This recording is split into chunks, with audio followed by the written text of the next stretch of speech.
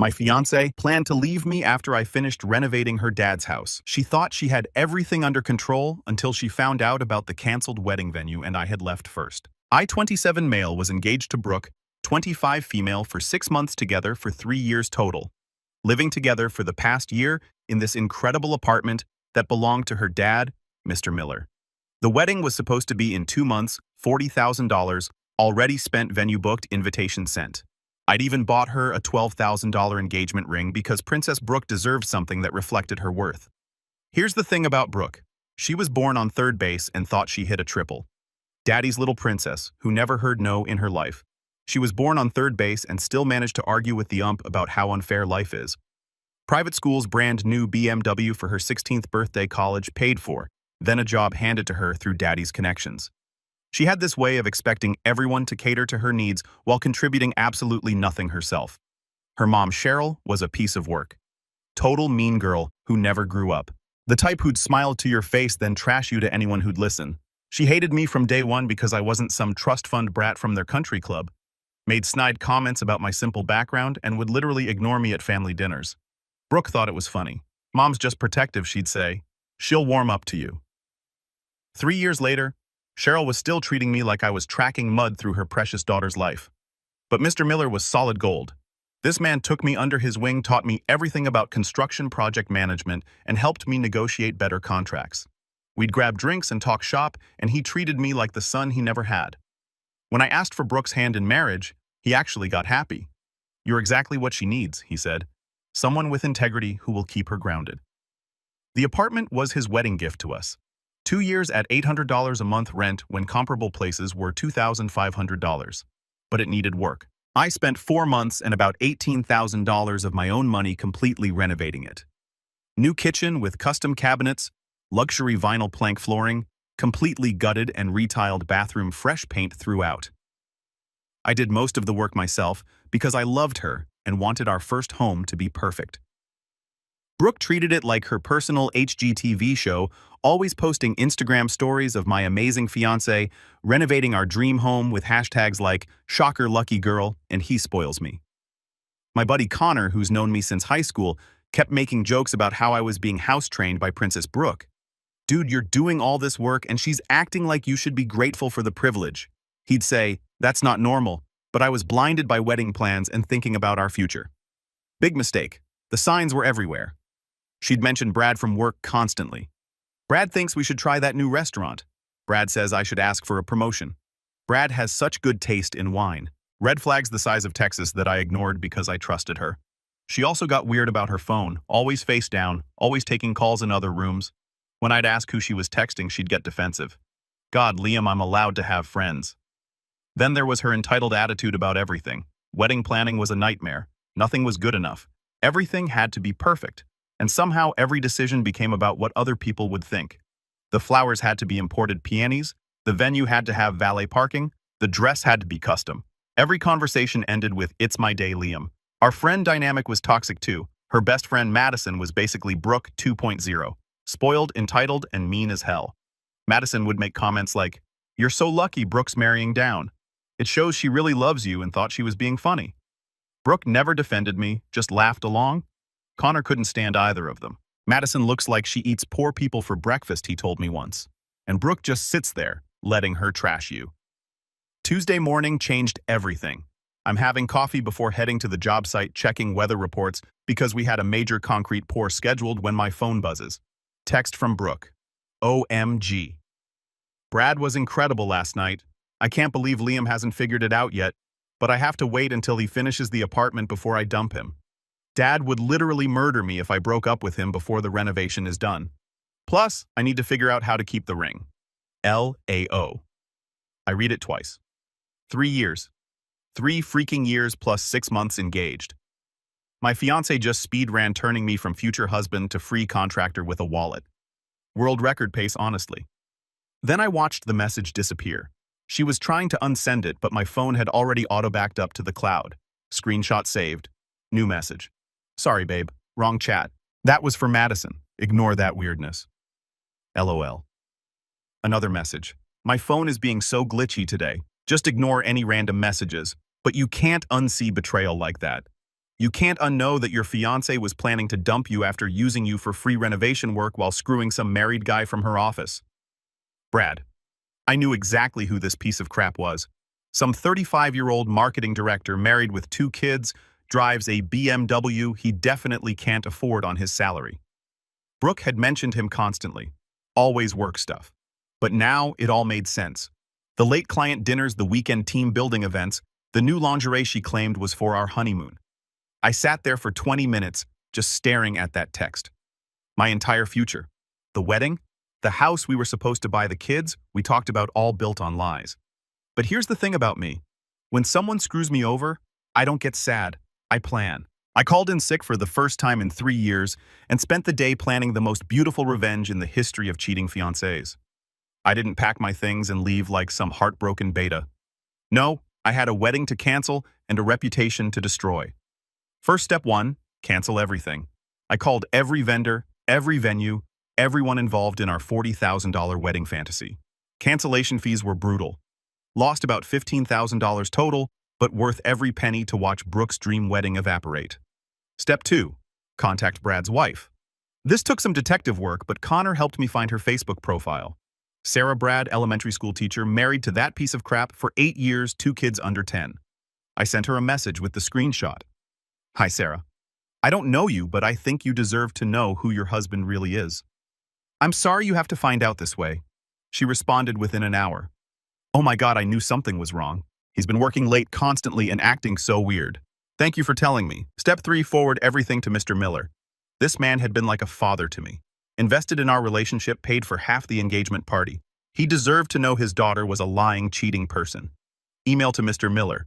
I thought you should know what kind of person your daughter really is before you waste any more money on her wedding. The apartment renovation is complete. Thank you for treating me with respect. I'm sorry she couldn't do the same. Attach the screenshot and hit send. If I'm going to burn my life down, I'm at least making sure everyone gets to roast marshmallows on the way. Step 4. Document everything.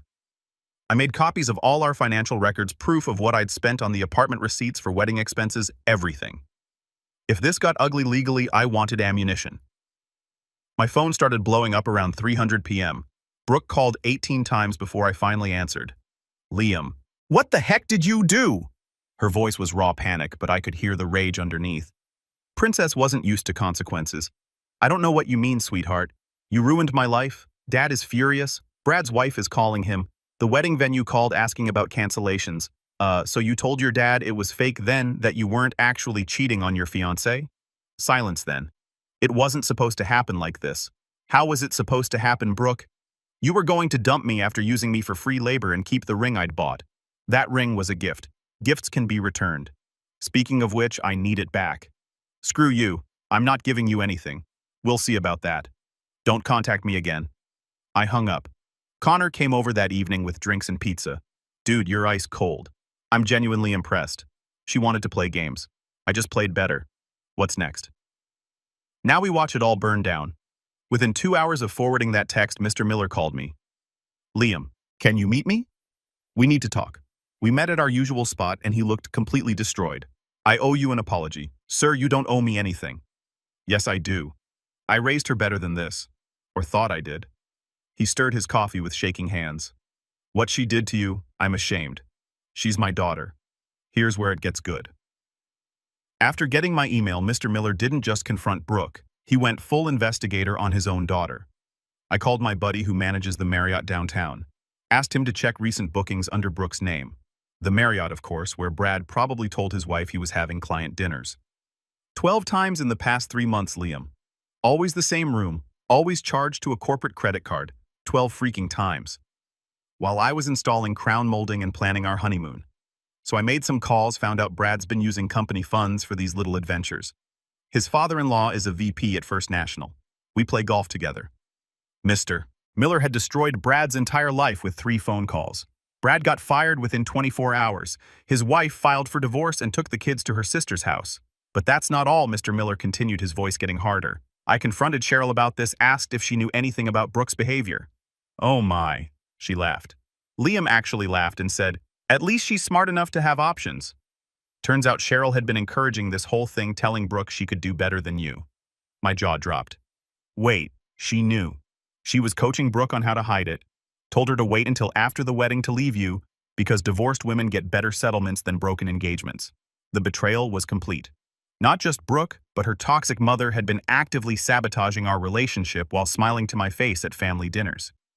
Mr. Miller said quietly, 2 years of marriage, and I find out my wife thought infidelity was a strategy. The collateral damage was spreading. Brooke's selfishness hadn't just destroyed our relationship, it had nuked her parents' marriage and her affair partner's entire life. There's one more thing, Mr. Miller said. I need you to move back into the apartment. Sir Brooke's been staying there since this happened, acting like she's the victim. I want her out tonight, and I want you back in there. Same rent agreement. You earned that place honestly. Best revenge ever. Moving back into the apartment was psychological warfare at its finest. Brooke had been living there for 3 days, probably thinking she'd won some kind of victory by keeping her place. When she came home Thursday evening to find me on the couch watching TV, she lost her absolute mind. What the hell are you doing here? I live here. Your dad asked me to move back in. This is my apartment. Actually, it's your dad's apartment, and he's decided you don't live here anymore. She was shaking with rage, still wearing her work clothes. You can't just kick me out. I'm not kicking you out. Your dad is. I'm just moving back into the place I renovated with my own money. That's when I noticed the ring wasn't on her finger anymore. Where's my ring, Brooke? What ring? She tried to hide her left hand behind her back like a guilty child. The $12,000 engagement ring I bought. That was a gift. You can't take back gifts. Connor, who was helping me move stuff back in, started laughing. Dude, she really thinks she gets to keep the ring after cheating. Wow. Screw you, Connor. Brooke spun on him. This is none of your business. Actually, it became my business when you made my friend look like an idiot for 3 years. And screw you too. The ring. Brooke. Now. No. I deserve something after what you've put me through. What I've put you through? You cheated on me with a married man and planned to dump me after I finished your free renovation. That's when Madison showed up. Of course. Brooke's entitled best friend. Probably there to provide moral support for the victim routine. Brooke, babe, you don't have to deal with this, Madison said, shooting me a look of pure disgust. He's clearly having some kind of breakdown. Madison, stay out of this, I said calmly. Your friend is a cheating liar and she's returning my property. How dare you talk to me like that? Madison got in my face like she was going to do something. Brooke made a mistake, but you're being vindictive and cruel. Connor stepped up behind me. Lady, your friend screwed a married man for 3 months while planning her wedding to someone else. That's not a mistake. The truth was hitting Madison for the first time. She looked at Brooke confused. Wait, what? Brooke's mask slipped completely. Madison, don't listen to them. They're trying to make me look bad, Brooke, Madison said slowly. Did you cheat? Silence? With Brad, that married guy from work? More silence. Madison stepped back from her best friend like she was contagious.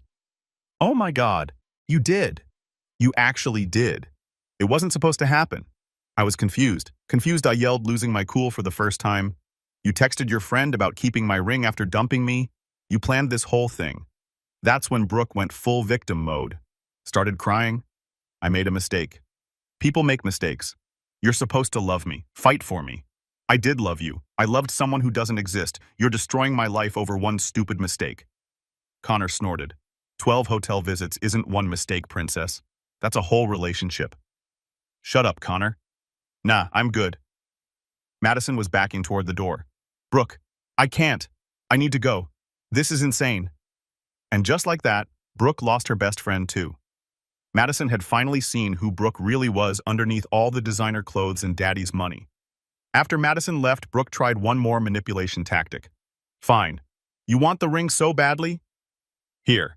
She threw it at me as hard as she could, hit me in the chest, and bounced onto the hardwood floor I'd installed myself. There. Are you happy now? You've taken everything from me? I didn't take anything. You threw it all away for some married dick.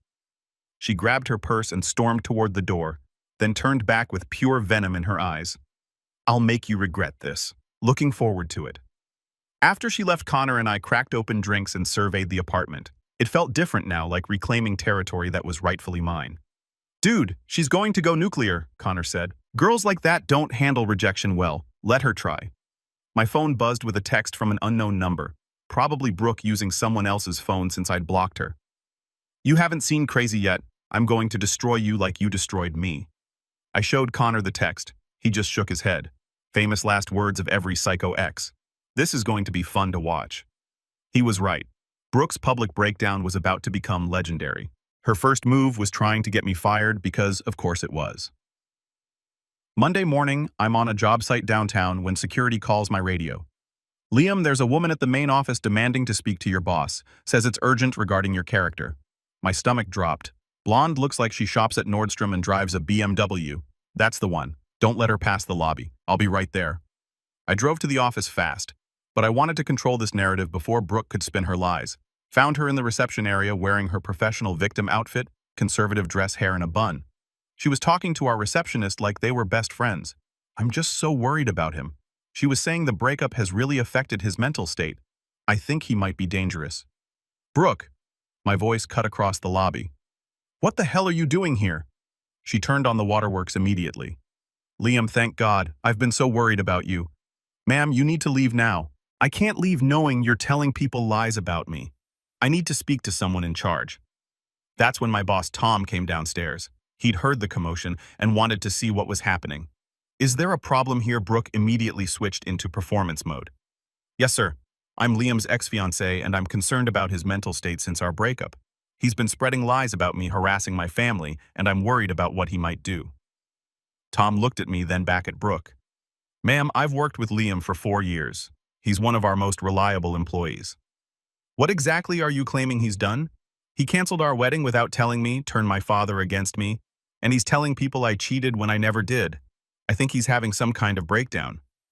The lies were flowing so smoothly. I almost admired the performance. Almost. Tom, who's been managing people for 20 years, could smell crap from orbit. Ma'am, I'm going to need you to leave our property. If you have concerns about harassment, contact the police. You don't understand. He's dangerous. He could hurt someone. Security. Tom called over his radio. Please escort this woman off the property. As security walked Brooke out, she turned back and screamed, This isn't over. I'll make sure everyone knows what kind of man you really are. The entire lobby went silent. Tom shook his head and looked at me. 4 years, he said. Never seen you lose your temper. Never had a complaint about your character. Whatever's going on with your ex, we've got your back. But she wasn't done. That afternoon, she posted a Facebook rant that was pure art. When someone shows you who they really are, believe them. I'm learning that some people can't handle being loved by someone out of their league. It's heartbreaking to watch someone you cared about destroy themselves with jealousy. I'm choosing to focus on healing and surrounding myself with people who celebrate my success instead of trying to tear me down. Know your worth. Toxic masculinity. She tagged everyone. My sister, my coworkers, mutual friends. The comments were predictable from her remaining enablers. You're so strong, babe. His loss. Men can't handle successful women, but Connor, bless his soul, commented, This is hilarious. Please tell us more about how cheating with married men counts as success. That comment got 50 likes before Brooke deleted the entire post. Wednesday, she escalated, showed up at Connor's construction site and tried to get him fired too. Your employee is harassing me online and spreading lies about my character, she told his foreman. Connor's boss is ex-military and doesn't play games. Ma'am, you have about 10 seconds to get off my site before I call the cops. But he's 10 seconds. Brooke left, but not before screaming at Connor in front of his entire crew. You're just as pathetic as he is. Connor texted me immediately. Dude, your ex just tried to get me fired. This girl has completely lost it. That evening, Brooke posted another Instagram story claiming she was being stalked and threatened by multiple men and was considering legal action. The desperation was beautiful to watch. Every move she made just destroyed her credibility further, but her masterpiece was still coming. By Thursday, the Miller family nuclear war was in full swing, and Brooke was losing on every front. Mr. Miller called me that morning. Can you meet me? There's been some developments. We met at our usual diner, and he looked like he'd been through hell. I filed for divorce yesterday, he said without preamble.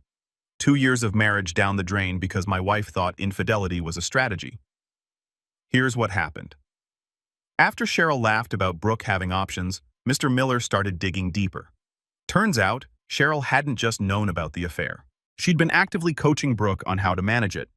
Cheryl told her to string you along until after the wedding, then file for divorce and take half of everything you'd build together. Said divorced women get better settlements than broken engagements. The calculation was sickening. They'd planned to let me pay for a wedding, renovate their apartment, then divorce me and take half my assets. Cheryl also knew about Brad's wife and kids, didn't care. Told Brooke that a marriage is just paperwork and she should get what she can out of both relationships. Mr. Miller's voice was getting harder as he talked. My wife encouraged our daughter to destroy 2 families for her own entertainment. I can't live with someone like that, but it gets better.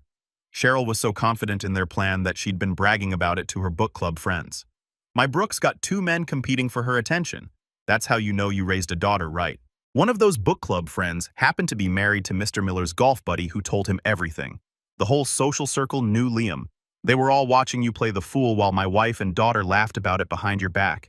The humiliation was complete, but so was the justice. Cheryl's reputation at the country club was destroyed. Half her book club friends stopped talking to her when they realized what kind of person she really was. Cheryl's staying at her sister's place now, Mr. Miller continued. Brooke tried to move back in with her, but apparently even Cheryl has limits. She kicked Brooke out after 2 days. Where's Brooke staying now? Some extended stay motel on the highway, living off credit cards and daddy's guilt money. He paused, which I cut off yesterday. Mr. Miller had frozen Brooke's credit cards, removed her from his bank accounts, and stopped paying her car insurance. Princess was about to learn what the real world felt like. She showed up at my office yesterday, screaming about how I'd chosen you over my own daughter. Made such a scene that security had to escort her out. That afternoon, my phone rang from an unknown number. I answered. Liam, you need to call my dad right now. Brooke was crying hysterically. He cut off my cards. I can't afford food. This is all your fault. Your dad cut you off because you're a lying, cheating sociopath. That's not my fault. I made one mistake, one stupid mistake, and everyone's treating me like a criminal. 12 hotel visits isn't one mistake, Brooke, and planning to divorce me after I paid for our wedding isn't a mistake. It's fraud. I never said that. Well, your mom did to her entire book club. Silence. Then you don't understand the pressure I was under. Mom said, I don't care what your mother said. You're an adult who made adult choices. Deal with adult consequences. Please, Liam, I'm broke. I don't have anywhere to go. Figure it out. You're good at manipulating people. I'm sure you'll find someone else to use. I hung up and blocked that number too. Friday evening, Connor and I were having drinks on the apartment balcony when we heard a commotion in the parking lot below. Brooke was standing next to her BMW screaming at someone on her phone. I don't care what Dad said. This is my apartment too. I have rights. We watched her stomp around the parking lot for 10 minutes yelling at various people on the phone. Finally, she looked up and saw us on the balcony. Liam, get the hell down here. We need to talk. I raised my drink in a mock toast. No thanks. Enjoying the view. You can't hide up there forever. I'm not hiding, Brooke. I'm living in my apartment that I renovated with my own money. She lost her mind completely, started screaming obscenities, throwing things from her car, making a complete spectacle of herself. Other residents came out to watch the show. Mrs. Rodriguez from 3B called building security. There's a woman having a mental breakdown in the parking lot. Security arrived and asked Brooke to leave. She tried to claim she lived there, but they checked with the building manager and confirmed she'd been removed from the lease. Ma'am, you're trespassing. You need to leave now or we'll call the police. Fine, but I'm calling my lawyer. As she drove away, Connor shook his head. Dude, she really thinks she's the victim in all this. Entitlement is a hell of a drug. Monday morning, I got served with papers at work. Brooke was suing me for breach of promise to marry and demanding $50,000 in damages for emotional distress and financial hardship caused by abandonment. Connor read the lawsuit over my shoulder. Holy cow! She's actually trying to sue you for dumping her after she cheated. That's impressive. But I wasn't worried. I had screenshots, witnesses, and the best lawyer Daddy's money couldn't buy anymore. This was about to get really fun. Brooke's lawsuit was the most delusional document I'd ever read. Her lawyer, some ambulance chaser she'd found on Google, was claiming I'd intentionally inflicted emotional distress by ending our engagement without cause. According to the filing, I had abandoned her without warning, spread false rumors about her character, conspired with her father to make her homeless, caused her to lose income due to emotional trauma, violated her privacy by sharing private communications. The $50,000 demand was broken down as $12,000 for the engagement ring, which I'd already taken back $15,000 for wedding expenses that I'd paid for $23,000 for future earnings lost due to emotional distress. Connor nearly choked laughing when he read it. She wants you to pay her for cheating on you. The balls on this chick are legendary. My lawyer David was a family law specialist who'd handled Connor's cousin's messy divorce. He took one look at Brooke's filing and started grinning. "This is the worst lawsuit I've seen in 15 years, he said. "Can she actually win anything?" "Not a chance, but we're going to make this so painful for her that she'll never try something this stupid again." David's countersuit was a work of art. We sued Brooke for return of all money I'd spent on wedding expenses, $15,000. Reimbursement for apartment renovation costs, $18,000. Legal fees and court costs, intentional infliction of emotional distress. But the real killer was David's discovery process. See, when you sue someone, they get to request all your communications, financial records, everything.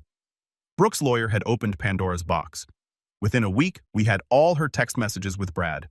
Extremely graphic. All her text messages with her friends about managing me. All her communications with her mother about the divorce plan. Her credit card records showing hotel charges. Her work emails using company resources to coordinate affairs. The evidence was devastating. Not just the affair, but the calculated nature of it. Screenshots of her laughing about my pathetic renovation work while planning to dump me. Messages about keeping the ring and bleeding him dry in the divorce. But my favorite was a text to her mom. "I can't wait to see his face when I serve him papers at work. He thinks he's so smart, but I'm about to take him for everything he's worth." Connor was helping me organize evidence when he found that gem. "Dude, she literally documented her entire plan to screw you over. It's like she wanted to get caught. Narcissists always think they're smarter than everyone else." The preliminary hearing was scheduled for 3 weeks later. In the meantime, Brooke's public breakdown was accelerating. She'd been posting increasingly unhinged social media rants about corrupt lawyers and men who can't handle strong women. But the comments were turning against her. People were starting to figure out that her story didn't add up. Madison had apparently grown a conscience and was telling people the truth about what really happened. Word was spreading through our old social circle about Brooke's affair and lawsuit. Her work situation was getting messy too. Brad's firing had created drama at their marketing firm, and everyone knew Brooke was involved. Her boss couldn't fire her without cause, but he could make her life miserable. She got moved to the worst projects and excluded from client meetings. 2 weeks before the hearing, Brooke made her biggest mistake yet. She showed up at my job site again. This time, she didn't try to be subtle. She parked right in front of the construction trailer and started honking her horn at 6 a.m., screaming for me to come out and face her like a man. My entire crew gathered to watch the show. She was still in her pajamas, hair unwashed, looking like she hadn't slept in days. "Liam, I know you're hiding." Dave, my foreman, shook his head. "This chick has completely lost it." I walked out of the trailer slowly. "Brooke, you need to leave. There's a restraining order hearing next week, and this isn't helping your case." "Restraining order? I'm not the crazy one. You're the one who destroyed my life." She was screaming so loud that workers from other job sites were coming over to watch. Someone was definitely recording this on their phone. "This is your final warning, Brooke. Leave now or I'm calling the police." "Call them. I don't care. I'll tell them how you stole my ring and ruined my family." I pulled out my phone and dialed 911. She saw me doing it and completely lost her mind. "Fine, but everyone's going to know what you did to me. Everyone." She got back in her BMW and peeled out of the parking lot, tires squealing. Connor jogged over from his site across the street. "Dude, she just gave you everything you need for the restraining order." That evening, Brooke posted a Facebook Live video that went viral in our social circle. 23 minutes of her crying in her motel room, talking about how I'd abused her and turned everyone against her. The comments were brutal. Even people who'd been neutral were calling her out for the obvious lies and manipulative behavior. But the best part was when she accidentally showed her laptop screen, which had a Google search for how to win a lawsuit against ex-fiancé. And can you sue someone for emotional abuse? Connor's screen recorded the whole thing and sent it to David. Evidence for the crazy pile, he wrote. 3 days later, we were in court, and Brooke was about to learn what real consequences felt like. The courthouse hearing was everything I'd hoped for and more. Brooke showed up looking like she'd gotten dressed in the dark. Wrinkled blazer, mismatched shoes, hair that clearly hadn't seen a professional in weeks. Her Google lawyer looked like he wanted to be anywhere else. Meanwhile, I was in my best suit with David, who'd prepared a presentation that would have made PowerPoint proud. Judge Harrison read through the case summary with increasing disbelief. "Ms. Miller, you're suing your ex-fiancé for emotional distress after conducting a 3-month affair with a married man." Brooke's lawyer stood up. "Your Honor, my client made an error in judgment, but that doesn't give the defendant the right to sit down." Judge Harrison cut him off. "I'm talking to your client." Brooke stood up, trying to look dignified. "Your Honor, I made a mistake," but Liam's reaction was completely disproportionate. He destroyed my relationship with my family, got me kicked out of my home, And did you or did you not send a text message to a friend stating you plan to dump the plaintiff after he finished renovating your apartment? Silence. Your Honor. David stood up. We have documented evidence that Ms. Miller conducted a calculated affair while planning to commit what amounts to fraud against my client. David's presentation was devastating. Screenshots of Brooks' text hotel records witness statements from Madison who'd agreed to testify and financial records showing the scope of her deception. But the killing blow was the security footage from my job site showing Brooks' public meltdown 3 days earlier. The footage played on the courtroom monitor. Brooks screaming in her pajamas, threatening to destroy me, making a complete spectacle of herself while I remained calm and professional. The judge watched the whole thing with disgust. Ms. Miller, this behavior is unacceptable. I was upset. He stole my life. You ruined your own life when you decided to cheat on your fiancé and planned to defraud him. Mr. Hudson's response was entirely reasonable. The judgment was swift and brutal. Brooks' lawsuit was dismissed with prejudice. She was ordered to pay my legal fees $8,500. She was ordered to reimburse me for wedding expenses $15,000. A permanent restraining order was issued. 500 yards minimum distance. She was ordered to undergo counseling for pattern of manipulative behavior. Total judgment against Brooke, $23,500. Brooke completely broke down, started sobbing about how everyone had turned against her and she had nowhere to go. Zero sympathy from anyone in that courtroom. As we left, David shook my hand. That was beautiful. She'll be paying this judgment for years. The aftermath was swift and satisfying. Within a week, Brooks' employer fired her for creating a hostile work environment.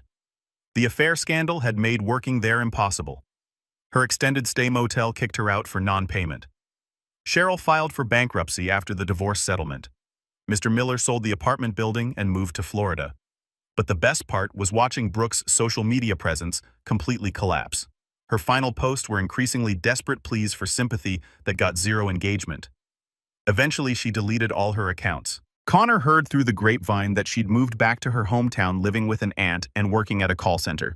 Brad, last I heard, was working at Best Buy and living in a studio apartment. Meanwhile, my life got exponentially better. The job promotion I'd been hoping for came through. Senior project manager with a $20,000 raise, or used part of Brooks' judgment money to buy a house in a nice neighborhood. Mr. Miller and I still talk occasionally. He's doing well in Florida, dating a widow who treats him with actual respect.